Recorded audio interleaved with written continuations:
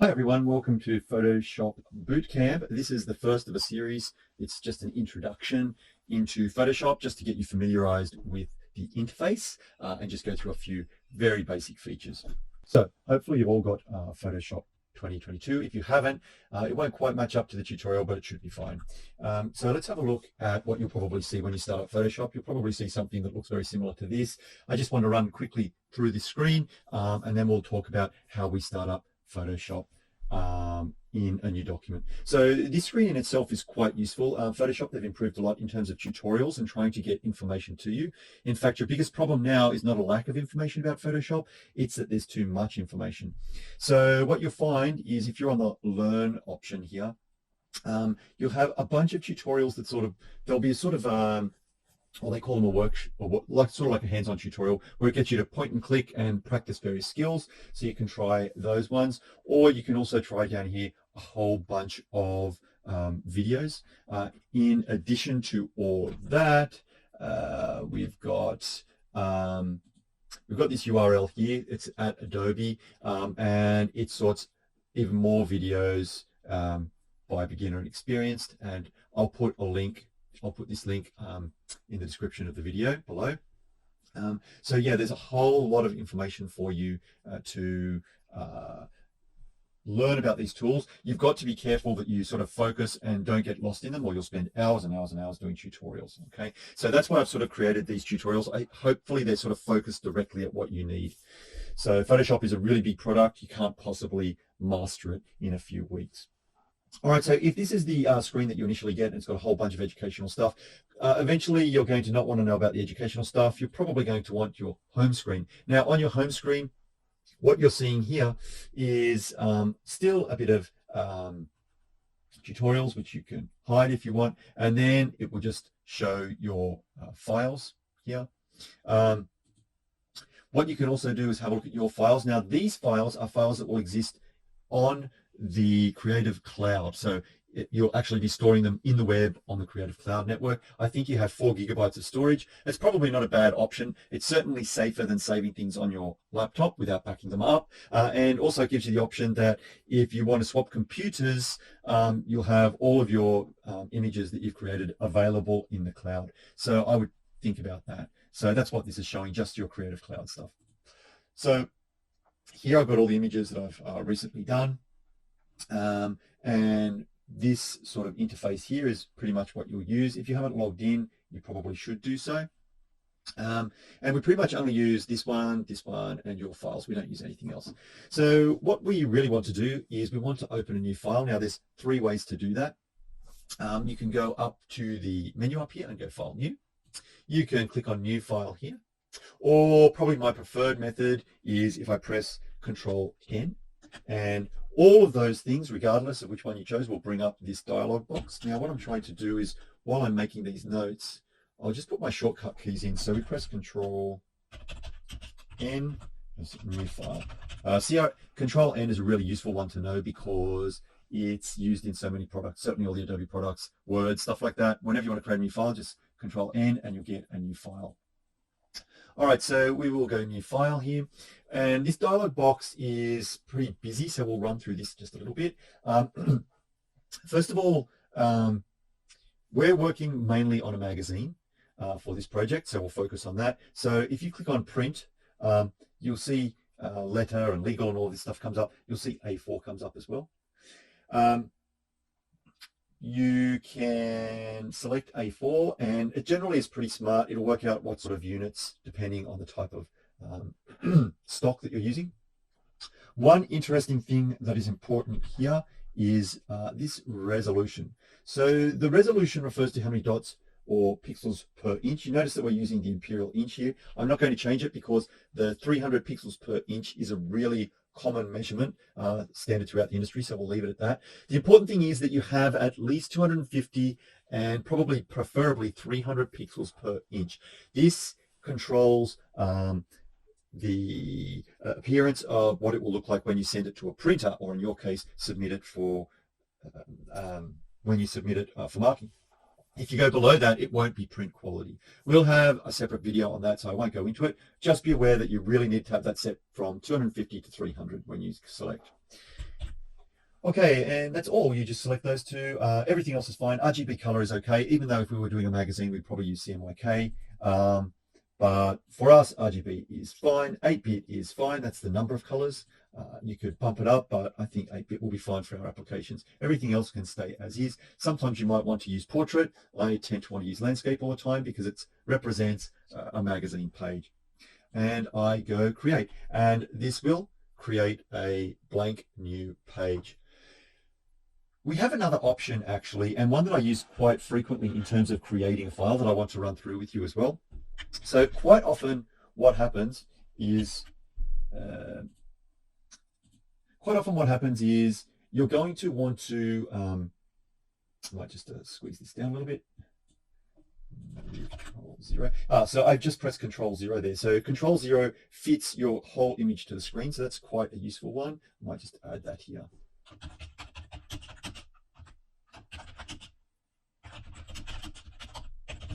Yep, Control 0 is a good one. All right, so say, for example, we see a picture of a cat that we really want to edit, right? So we want to include it in our document. We might go right-click, which you're very familiar with, and you go Copy Image. And then what you can do up here is you can go Control-N or File New, whichever you prefer. I'll press, sorry about that. I will click over here and go Control-N. And you'll see that the first one in recent items is clipboard, and what it's going to do is create a document in Photoshop that's exactly the size of the cat or the image that you copied. So if you just go OK and create, you can just press enter there. It will create a blank document the size of the cat. Then what you can do is you can go Shift Control V, which is the same. You can find that up here. Paste paste in place. Shift Control V. Shift Control V. And that will paste the cat in an image. So you can see now that we have two images, and one is our original image, one is our cat, which we may want to edit or whatever, and then include in our image later on. So there are two different ways of creating a new file. So I might just put that in our notes. Shift V, which is paste in place. Okay. So we've got our image here. Now we could do, once again, I could do Control 0, and that will maximize the image to fill the full screen. You can see it's very pixelated because there's not much information for this particular image. It's quite small. All right, so when you look at the screen, when we look at our interface, you can see it's familiar to, it's very familiar setup compared to our Illustrator. On the left-hand side, we've got a bunch of tools, which we'll run through quickly. Up the top, we've got a menu. We've got sort of this layer here, which is context sensitive. So you'll see this stuff here, all this part here, it will change depending on the tool that you pick. So if you, for example, choose the paintbrush, you'll see that these things here are relative to this. So we've got that. We've obviously got tabs for our different images. And then over on the right here, we've got a panel, which once again shows us stuff that's sometimes related to our tools. And also, very importantly, the layers tab here. Okay, this is really important. So Photoshop is based on layers, and you'll be working a lot with layers when you use Photoshop.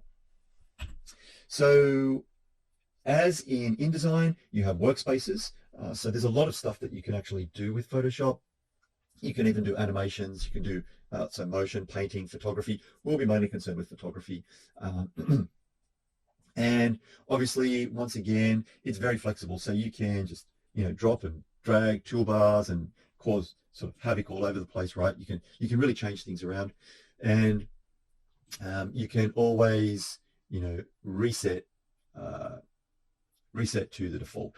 So it'll put everything back to the way it was. So don't be afraid to change things. If you find that you're never using adjustments, well, you will be using adjustments, so you probably want that. But maybe library you find you never use, you might just get rid of it because it's just filling up the screen. This clone stamp you may think is ridiculous to be there.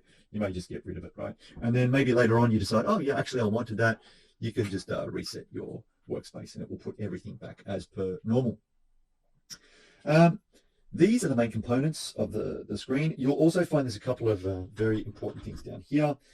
So there's an option for a new layer. There's an option for masking. All of these things we'll go through, but these icons here tend to be quite important as well. So I'll just briefly run through these tools. Now, just like in Illustrator, these tools you can, so if we have a look at them more closely, go over here. So these tools, just like in Illustrator, they sometimes have a little triangle there, and that means there's stuff behind. So if you click on it, you'll find, a long click on it, sorry, you'll find that you can choose between various tools. You'll also see that they have a shortcut key. And once again, when you're using Photoshop, I would strongly advise, it's basically set up to run with a mouse on your right hand and keyboard on your left hand. Using a touchpad is really a bad idea with Photoshop. And learning these hotkeys is really good. So for example, the move tool or something like that, you would try and memorize that as a V, and you'll find that it will select those tools for you. So say that's a pen or a brush. And so if you want the move tool, rather than using your mouse, moving your mouse all the way over here, you'll find it's very natural to press V and it will automatically select it for you. So that there is a move tool. Let's just see if I can get my pointer here. Okay, and when you hover, you can see that it highlights. It gives you a lesson. If you were to click on Learn More, it will give you a bit of a lesson on it, which is awesome. It helps you really learn about these things. I'm just trying to get rid of that. So that's Move. These tools are all to do with selecting. So you'll find out that later on that you really spend a lot of time in Photoshop trying to select chunks of images. So those tools help you do that. This one is really for cropping. This is a photo dropper, so you can sample colors. These tools tend to help you with spot healing, getting rid of blemishes, or duplicating little parts of your image.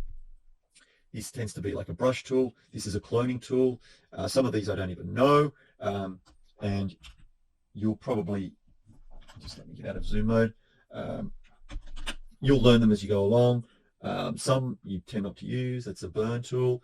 There's a text tool. Now with text, I want to highlight that most of your text, or maybe all of your text, should not be done in Photoshop. Okay, so Photoshop will be for you to do your editing of images. Your text will all be done in InDesign. So don't put text in with Photoshop. The pen tool is very familiar to you from Illustrator. Works in exactly the same way. You've got a selector, you've got a hand, which just helps you move around, so you can move things around. And you've got a zoom tool, lets you zoom in, zoom out. And as I said before, another very handy tool is Control-0, which just fits the page. Here you've got something that looks a bit like Illustrator, but it's a bit different. Here you've got a foreground and a background color. Now, one very interesting hotkey for you is X. X, if you notice here, so if you notice, so we're looking, where are we? We're looking down here. X will let you flip those two.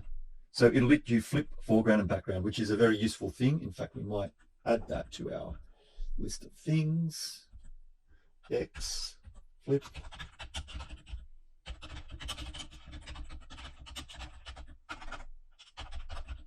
Flip foreground and background colors.